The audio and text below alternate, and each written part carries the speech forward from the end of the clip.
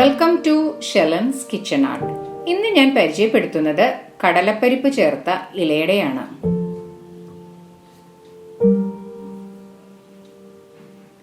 200 gram ശർക്കര കുറച്ച് വെള്ളം ഒഴിച്ചുരുക്കാൻ വെച്ചിട്ടുണ്ട്. മധുരം ഓരോരുത്തരുടെ ആവശ്യത്തിന് കൂട്ടുകയും കുറയ്ക്കുകയൊക്കെ ചെയ്യാം.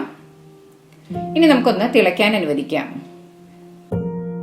ഇപ്പൊ നന്നായി തിളച്ചു വന്നിട്ടുണ്ട്. ഇനി നമുക്ക് ഗ്യാസ് ഓഫ് ചെയ്യാം. ശർക്കര ഇപ്പം നന്നായി അരിച്ചെടുത്തിട്ടുണ്ട്. ഇനി അതിലേക്ക് അരമുറി തേങ്ങ ചിരവിയത് ചേർക്കാം.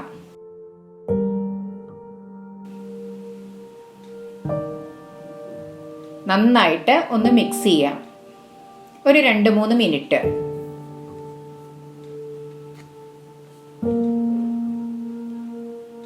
ഇനി അതിലേക്ക് 1 കപ്പ് വേവിച്ച കടലപ്പരിപ്പ് ചേർക്കാം.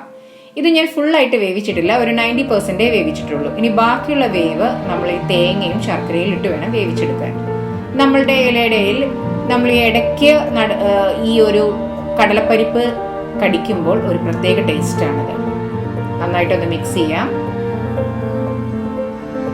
1/4 ടേബിൾ സ്പൂൺ നല്ല ജീരകം, നല്ല ഫൈൻ പൗഡറായിട്ട് പൊടിച്ചത് ചേർക്കാം. നന്നായിട്ട് ഒന്ന് മിക്സ് ചെയ്യാം.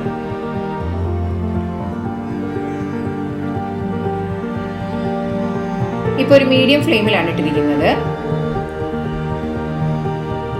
ഇനി അതിലേക്ക് 5 ഏലക്കായ ചതച്ചത് ചേർക്കാം. ഒന്ന് മിക്സ് ചെയ്യാം.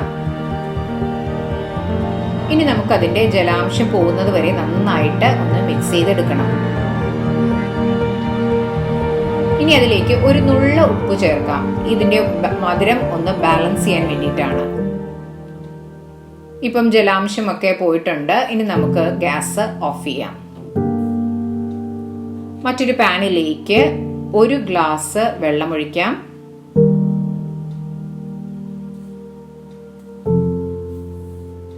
ആവശ്യത്തിന് ഉപ്പ് ചേർക്കാം.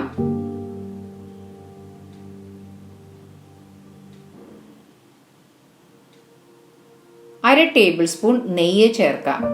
നെയ്യ് ചേർക്കുമ്പോൾ നമ്മുടെ അടയ്ക്ക് ഒരു പ്രത്യേക ടേസ്റ്റ് ആണ്.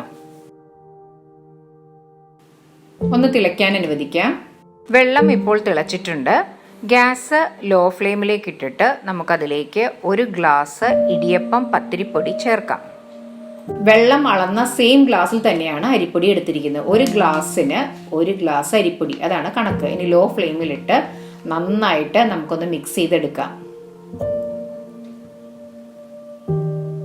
നമ്മളുടെ ഈ പൊടി ഈ വെള്ളത്തിൽ കിടന്ന് ഒന്ന് വെന്ത് കിട്ടണം.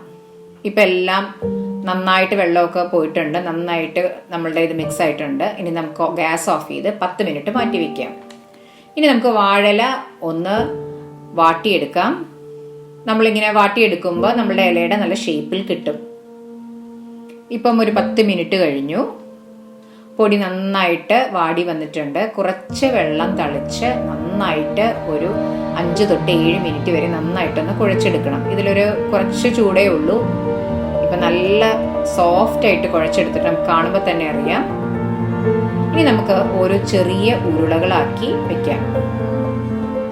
ഇതുപോലെ എല്ലാം നമുക്ക് ഷേപ്പ് ചെയ്തെടുക്കാം.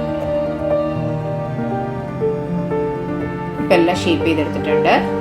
ഇപ്പൊ ഞാനിതൊരു പത്തിരി പ്രസ്സിൽ വെച്ചിട്ട് ഓരോന്ന് ഇതുപോലെ ഷേപ്പ് ചെയ്തെടുക്കുകയാണ്. നമ്മൾ പത്തിരി പ്രസ്സിൽ കുറച്ച് വെളിച്ചെണ്ണ തടവണം. ഇതിന്റെ നടുക്ക് ഇനി ഫില്ലിംഗ് വെക്കാം. നമ്മളിങ്ങനെ ചെയ്യുമ്പോൾ നല്ല സോഫ്റ്റ് ആയിട്ട് നമുക്ക് അട കിട്ടും, വളരെ നൈസായിട്ട്. അങ്ങനെ നമുക്ക് ഓരോന്നോരോന്ന് ഷേപ്പ് ചെയ്തെടുക്കാം. ഇപ്പൊ പത്തിരി പ്രസ് ഇല്ലാത്തവർക്ക് കുറച്ച് വെള്ളം നനച്ച് ഇതുപോലെ പരത്തിയെടുക്കാവുന്നതുമാണ്.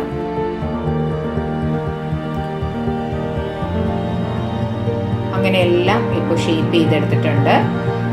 ഇനി ഇതിന്റെ സൈഡ് നമുക്ക് ഒരു കത്രിക കൊണ്ട് മുറിച്ചെടുക്കാം. ഇങ്ങനെ ചെയ്യുമ്പോൾ നല്ല ഭംഗിയായിട്ടിരിക്കും. ഇഡ്ഡലി പാത്രത്തിൽ വെള്ളം ഒഴിച്ച് നമുക്ക് ഇത് വേവിക്കാൻ വെക്കാം. ഓൾറെഡി പകുതി വേവായതുകൊണ്ട് ഒരു 10 തൊട്ട് 15 മിനിറ്റ് വരെ വേവിക്കാൻ സമയമെടുക്കാം. ഇതൊരു 10 മിനിറ്റ് കഴിഞ്ഞപ്പോൾ തന്നെ വെന്തിട്ടുണ്ട്. ഇപ്പൊ നല്ല ഇലയുടെ നമുക്ക് സ്മെല്ലൊക്കെ വരുന്നുണ്ട്. ഇപ്പോൾ നമ്മളുടെ കടലപ്പരിപ്പ് ഇലയട റെഡി ആയിട്ടുണ്ട്. നല്ല സോഫ്റ്റ് ആയിട്ടാണ് ഇരിക്കുന്നത്, നമുക്ക് കാണാൻ പറ്റും ഇപ്പൊ തന്നെ. നിങ്ങൾക്ക് ഇഷ്ടപ്പെട്ടെങ്കിൽ ലൈക്ക് ചെയ്യാനും ഷെയർ ചെയ്യാനും സബ്സ്ക്രൈബ് ചെയ്യാനും സപ്പോർട്ട് ചെയ്യാനും മറക്കരുത്. തൊട്ടടുത്തുള്ള ബെൽ ഐക്കൺ പ്രസ് ചെയ്താലേ ഇനി ഞാൻ അടുത്തിടുന്ന വീഡിയോയുടെ നോട്ടിഫിക്കേഷൻ കിട്ടുകയുള്ളൂ. Thanks for watching my channel.